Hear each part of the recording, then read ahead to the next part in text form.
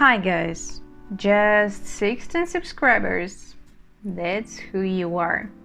People who surround me are constantly mocking me because of that, so it is considered to be shameful. So when you have at least 1,000 subscribers or more, you can be considered more or less okay, but if it's less, then you're like a loser, an underdog. But I don't feel like that. I imagine all of you sitting right now, 16 people in front of me in my apartment and listening to me right now.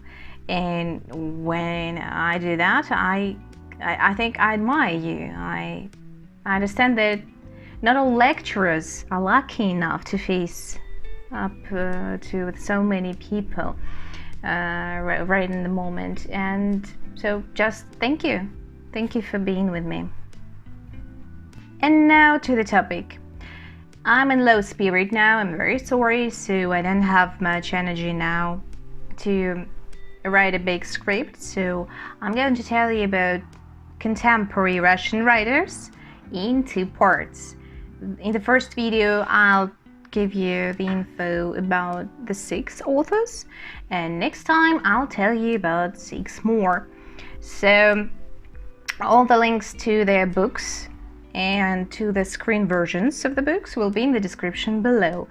And disclaimer, I've translated all abstracts from the books on my own, so apologies if there were any mistakes. Viktor Pelevin is my favorite writer. His genre is close to fantasy, but he's accepted not only by geeks, but also he's gained huge popularity among various social layers. A noteworthy fact about Viktor: he is a hermit, so no one knows where he lives. No clue about his whereabouts, only some guesswork. No one knows whether he is still alive. He doesn't have any social accounts on Facebook or Instagram, but he releases new books on a regular basis. Some people even have doubts whether Viktor Pelevin exists in reality, whether he has ever existed. Maybe someone else writes for him, or it's a number of a few writers. But still, there are people who claim that no, wait, stop. We are acquainted, we know him, it's alright, but last time we have seen him, it was, 10, 20 years ago, so there are many speculations on the topic. And another interesting fact is that Viktor is into Asian culture. He has been to the South Korea, to China, Japan, and he's into Buddhism. Yeah, that's what I wanted to tell you about him. Above all, I like his book Chapayev and Void. Unfortunately, I haven't found its translation into English, so you'll have to learn Russian in order to read it. The events take place in 2 different dimensions, in 2 epochs. The first one is the Civil War in 1919, and the second one is happening in the 1990s. And another novel devoted to the 1990s is called Generation P.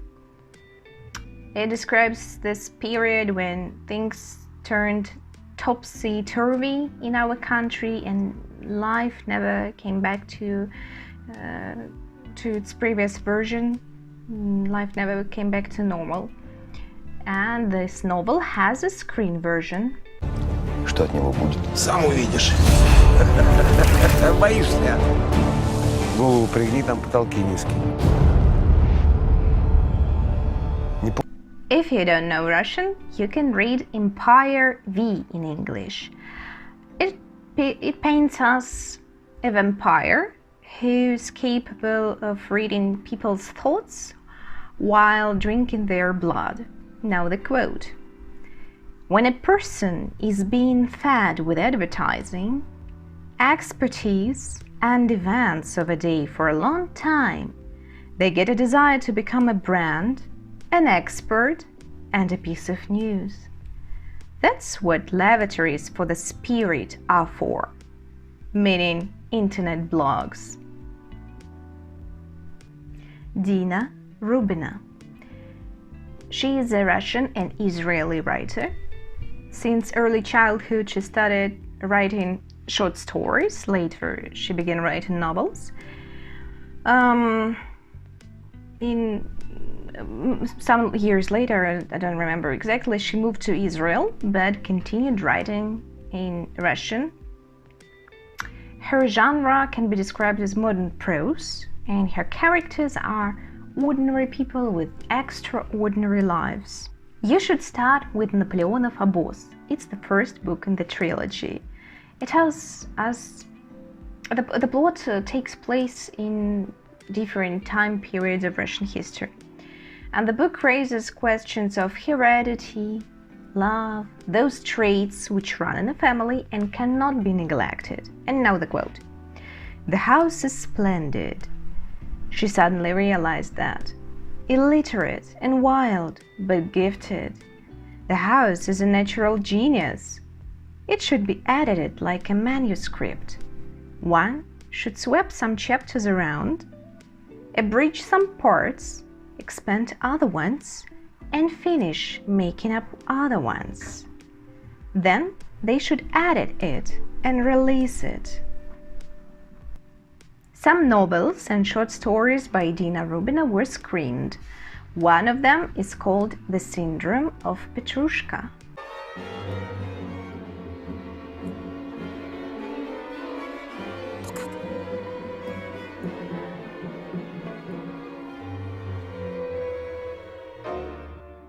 В твоем кукольном мире нет места живой женщине. Boris Akunin. It's a pseudonym of a writer with a real Georgian name, Grigory Chartishvili. He is keen on Japanese culture, and his made-up last name, Akunin, is translated like an outstanding person who is on the side of evil. I would love to be called an evil queen one day, so I like his attitude to life. Boris Akunin has been living for 6 years in London.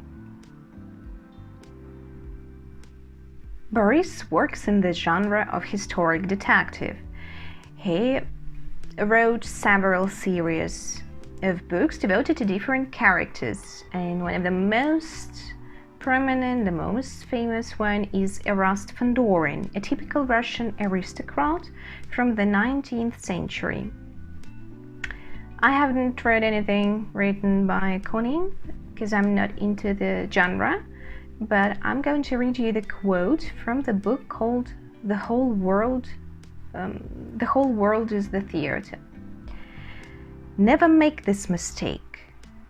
Don't humiliate your foes. Don't address to them with insulting words. Don't portray them as paltry people. Thus, you humiliate yourself. What do you represent if you have such a despicable rival? A few novels of Boris Akunin has been screened. One of them, State Counsellor, is the movie.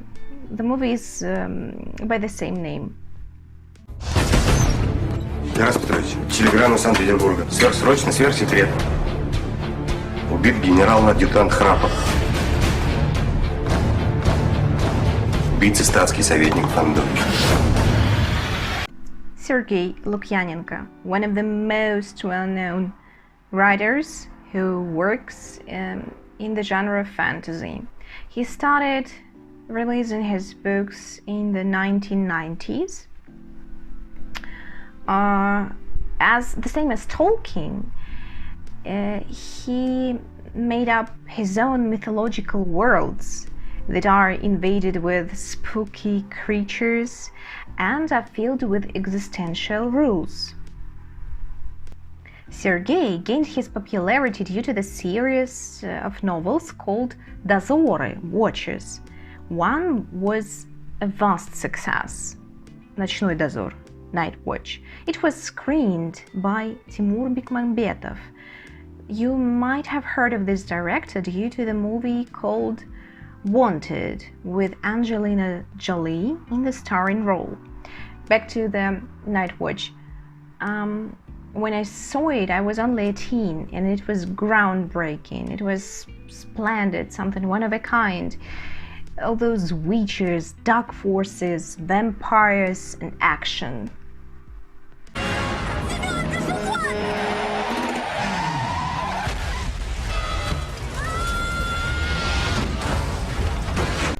Not only were Lukyanenko's books screened, but also a few board games and video games based on the books were also released. And now the quote. Each of us is on their warpath, not only with darkness, but also with light, because the latter sometimes dazzles us. Tatyana Tolstaya, she's a granddaughter of a famous Russian writer, Alexei Tolstoy. Don't mix him up with Leo Tolstoy. He's another person, but he's also a renowned one. And one of the most well-known novels of his is The Road to Calvary. Now, back to Tatyana. She's a wise, quick-witted woman who works in the genre of modern prose. She writes short stories mainly and has written only one novel. I go in for mostly books The River Okerville and Kys. The latter is the only novel and I don't know how to translate it. Let's talk a bit about Kys. If I'm not mistaken, I found this book for you on Amazon. It's called The Slynx, and as far as I can get, they didn't manage to translate a very peculiar, strange and odd word, Kys, and they made up another, somehow similar word. Apologies if I'm mistaken, if it's not the same book, because I read it many years ago, but I think I'm right. So the plot is about the explosion, after which all the living beings, humans, animals, plants, mutated. Life, language, and culture changed for good. They were never the same, and all the rest, all that used to exist, died with our ancestors. And now the quote. You look at the people, women, men. It's like you see them for the first time, like you belong to another breed. Either you have just come out of the forest, or vice versa, you've just entered the forest. And everything seems to be abnormal, boringly abnormal. Tatyana is not only a writer, she is also a TV host. When I studied at school, I adored her TV show called Школа злословия, the School of Bad Mouthing. Together with her co-host, they interviewed famous people in their sophisticated and sarcastic way. And now let's watch a short abstract from the show when Tatyana, in her own manner, explains why contemporary art is not always well perceived by the audience and what ordinary people think of all those art installations. Вот авторучка, искусство, бумажка, скорее всего, искусство. А если порвать вот так вот бумажку, это будет просто, это будет инсталляция будет вот так. Я остался без интересных вопросов. Какие там вопросы? Какие могут быть вопросы? Давайте и ваши сейчас будут ставить. Vladimir Sorokin. When I studied at school, our teacher of Russian language and Russian literature recommended us to read Vladimir Sorokin's books if we want to keep up with the modern prose.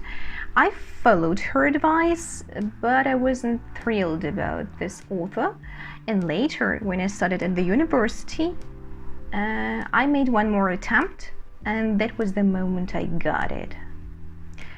His genre is postmodern prose, and I must warn you, Vladimir is rather underground. He is not to everyone's liking, and sometimes his books, his novels become a matter of legal arguments, and when people find some abstracts offensive, they even go to the court.